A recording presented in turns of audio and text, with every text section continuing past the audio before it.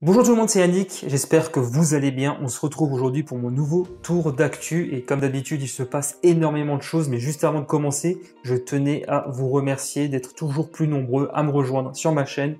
On a dépassé les 3000 abonnés le week-end qui vient juste de passer. J'avais juste oublié de le dire hier en fait. Ah oui, ça arrive parfois.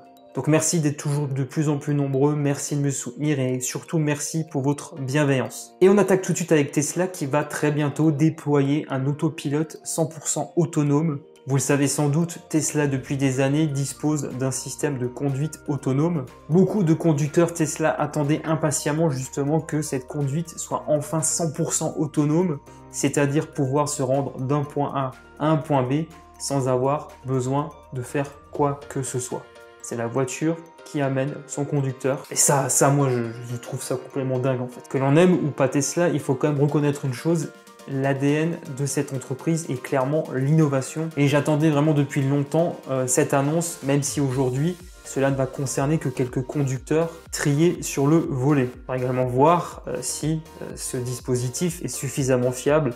Mais j'imagine que chez Tesla, ils ont dû faire énormément d'essais pour justement commencer à le proposer aux premiers utilisateurs aux États-Unis. D'ailleurs, Elon Musk utilise déjà ce dispositif depuis quelques temps et visiblement, lui, il est en tout cas conquis. Il s'en sert pour aller de son travail à son bureau et il le reconnaît lui-même s'il croise différents problèmes sur la route, que ce soit des chantiers, etc.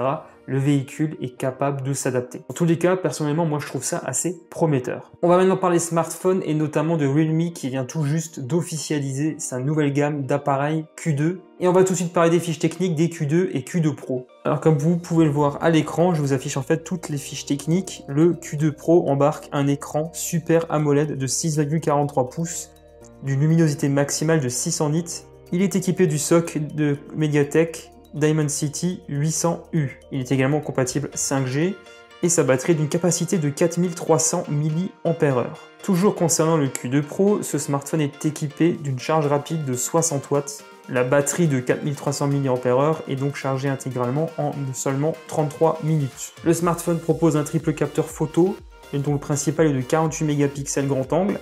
Il y a également un deuxième capteur ultra grand angle de 119 degrés. Et le dernier sert à la macro. À l'avant, on retrouve un capteur photo de 16 mégapixels. Ces smartphones ne sont disponibles pour l'instant qu'en Inde, mais ils devraient également être proposés dans d'autres pays prochainement. On reste toujours dans l'univers du smartphone, mais on va cette fois-ci parler du nouveau SoC Kirin 9000 qui vient tout juste d'être flashé sur le benchmark Antutu et nous révèle donc toute sa puissance. Ce SoC sera notamment présent dans le futur Huawei Mate 40, qui n'a toujours pas été présenté officiellement. Et ce que l'on peut voir à travers ce benchmark, c'est que sa puissance semble extrêmement proche de celle de l'Exynos 1080 dont j'ai juste parlé hier. En tous les cas, on suppose que le smartphone qui a été flashé là sur Antutu est le Huawei Mate 40 Pro, et ça nous donne donc une petite idée de certaines de ses caractéristiques techniques. En dehors du SoC, on sait que le smartphone est équipé de 8 Go de RAM ainsi que de 256 Go de stockage, que l'écran bénéficie d'un taux de rafraîchissement de 90 Hz et la définition de l'écran est de 2772 par 1344 pixels. On a également le droit à un comparatif avec le Snapdragon 865 ainsi que le Kirin 990 5G afin de vous donner donc un bel aperçu des performances de ce nouveau SoC. En tous les cas, le Huawei Mate 40 Pro en tout cas sera équipé de ce nouveau SoC. Mais bon, après, avec tout ce qui se passe avec Huawei, il faudra voir également si ce smartphone sera commercialisé chez nous. Rien n'est moins sûr. Ces dernières semaines, je vous avais également parlé des écouteurs True Wireless de Xiaomi, les Mi R2 Pro, qui devraient normalement là pas tarder à sortir. Les leaks sont de plus en plus nombreux dans tous les cas, et là on a un nouvel aperçu de ces écouteurs. Les Mi R2 Pro bénéficieront de drivers d'une taille de 12 mm et auront droit à des codecs audio tels l'aptX et le LHDC en version 3. Ce dernier promet d'ailleurs une latence qui est inférieure à 100 millisecondes, tandis que l'aptX lui promet une faible latence de 50 à 80 millisecondes. Il est également d'amélioration du côté de l'annulation active du bruit à 35 décibels et vient donc en concurrence directe avec les AirPods Pro de chez Apple. Nous constatons que le boîtier de charge dispose d'un port USB ainsi que d'une batterie d'une capacité de 500 mAh. et nous savons déjà que la charge sans fil sera également de la partie. Chacun des écouteurs a droit à lui une batterie de 55 mAh et promet une autonomie continue de 7 heures ou 5 heures si la réduction de bruit active est activée. Le boîtier de recharge permet d'augmenter de 28 heures l'autonomie de ces deux écouteurs. Le leaker nous apprend également que le tarif de ces nouveaux écouteurs à réduction de bruit active devrait coûter entre 90 et 105 $ hors taxe. Et ces écouteurs True Wireless devraient normalement être présentés demain à l'occasion d'un événement organisé par Xiaomi en Chine. J'imagine qu'ensuite il ne faudra pas attendre très longtemps pour voir débarquer les Mi R2 Pro également chez nous. On en avait d'ailleurs parlé la semaine dernière, la Freebox Revolution avait disparu des tests d'éligibilité, mais était encore disponible dans la section prix irrésistible.